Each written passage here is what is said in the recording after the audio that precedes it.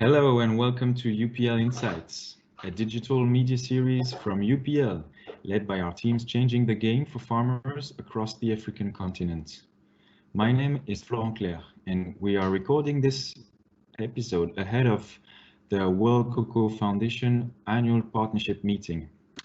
As a member of the WCF in previous years, my colleagues from UPL and I would travel from Ghana, Cote d'Ivoire, and Europe to join the cocoa world in these annual partnership meetings.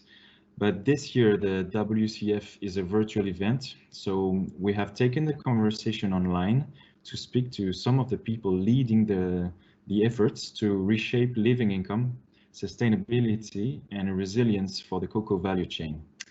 Today, I'm joined by Marine Cara, Food Chain and Stewardship Manager for UPL's Africa team.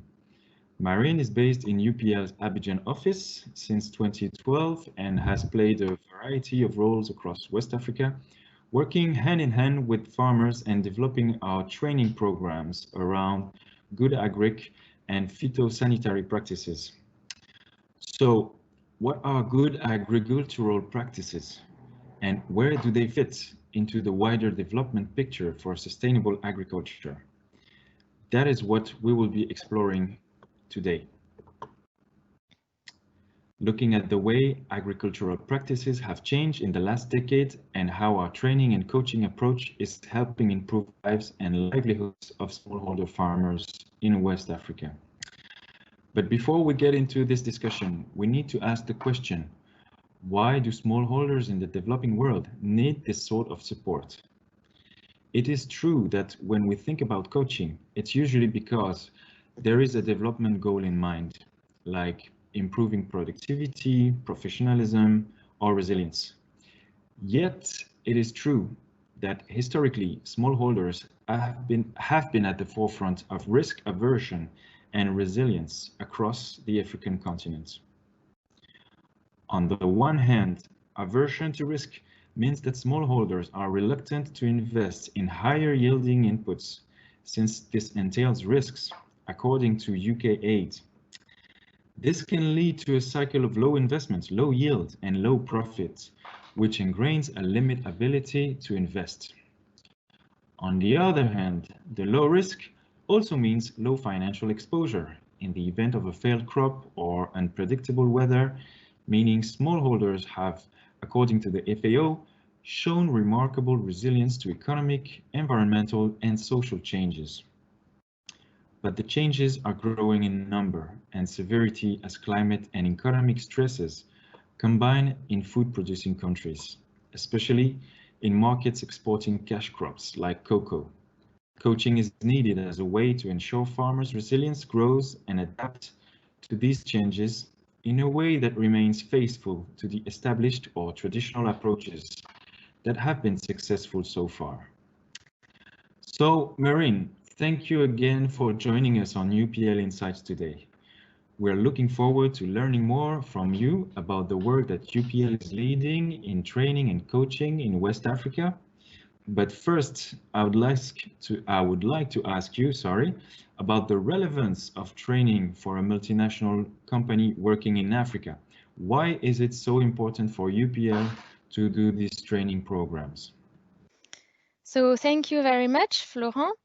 I think training is really consistent with our corporate responsibility and our leading position in West and Central Africa because to start, we sell dangerous products if not used as recommended on labels, and risk of contamination is much higher in West and Central Africa countries than in developed countries, because first, knapsack sprayers are in the back of the applicators, and there is a low literacy rate of farmers.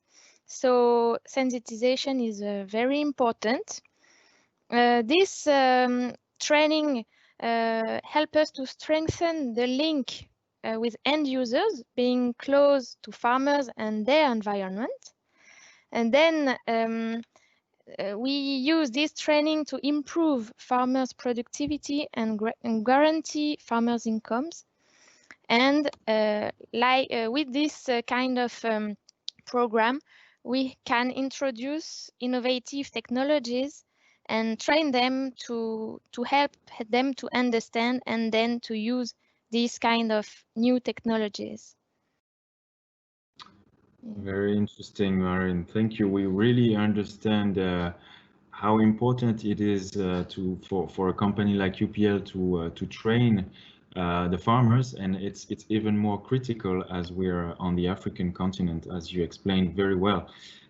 Can you tell us how and when was this training program developed and imported on the African continent? I'm talking about the stewardship program. Thank you. So this program, the Applique Bien concept, started in Arista, Brazil, more than 10 years ago now.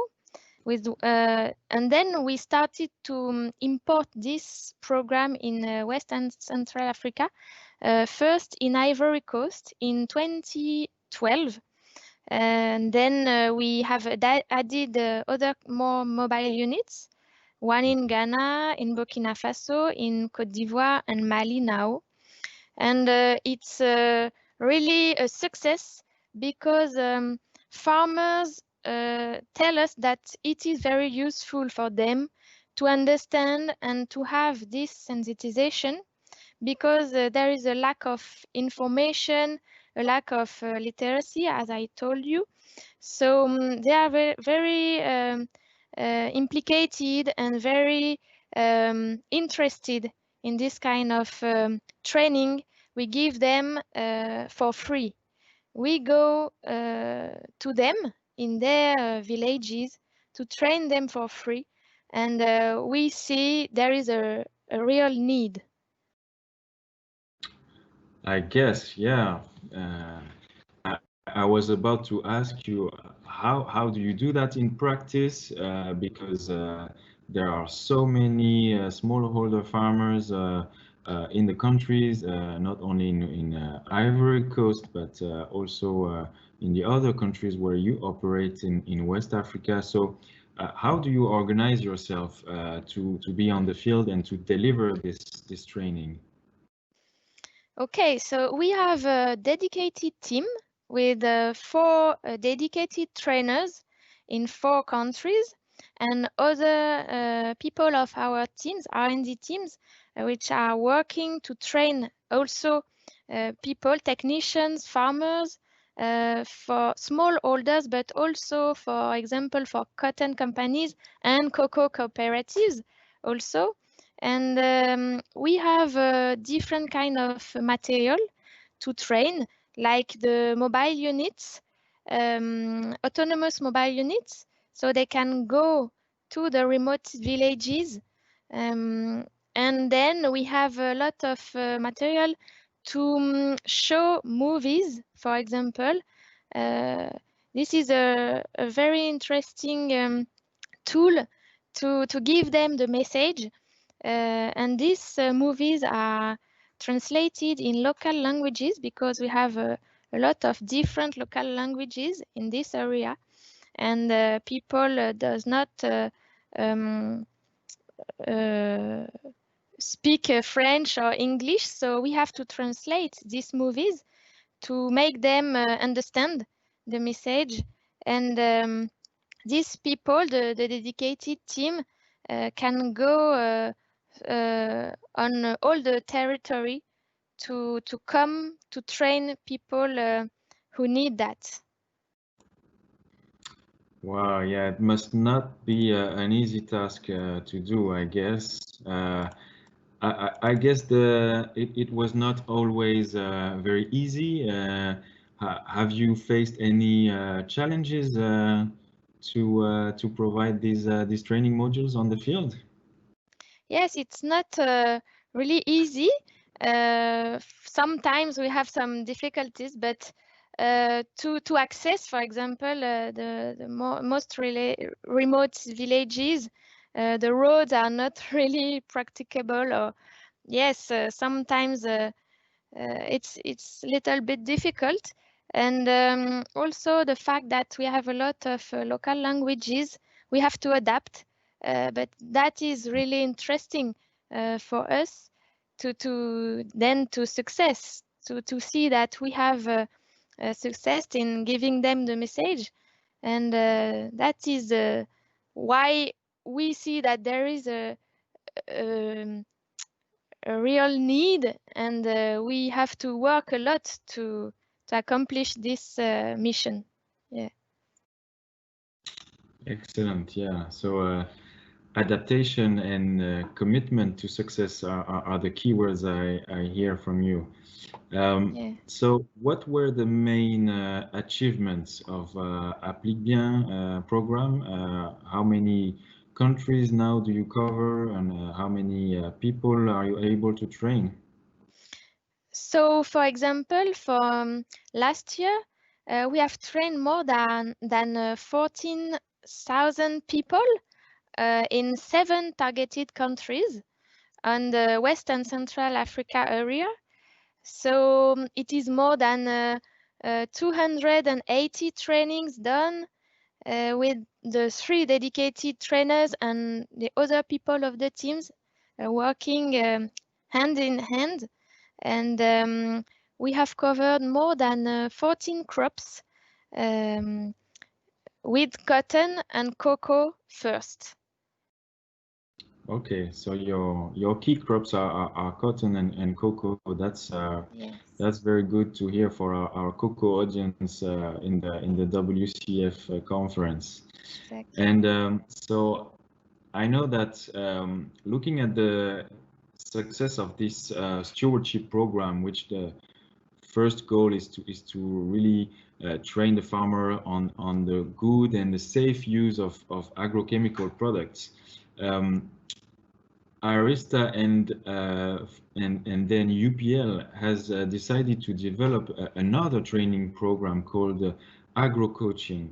Can you tell us a bit on this Agrocoaching program, and what's the difference with the Applique Bien? Okay, so this other program called Agrocoaching is a tailor-made training that we can adapt and develop following the need of the customer. It can be cooperatives, individuals. We adapt to the need and develop the different topics they want to have and to be trained on.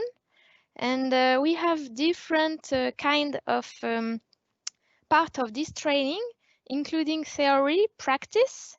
We can also make field demonstrations. We can make monitoring, evaluation. So a lot of things very useful to help people to improve their work to have a more professional agriculture.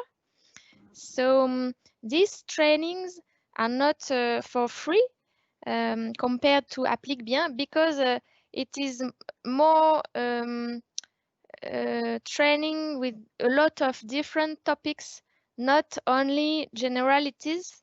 We can make an entire program of training with a lot of different topics.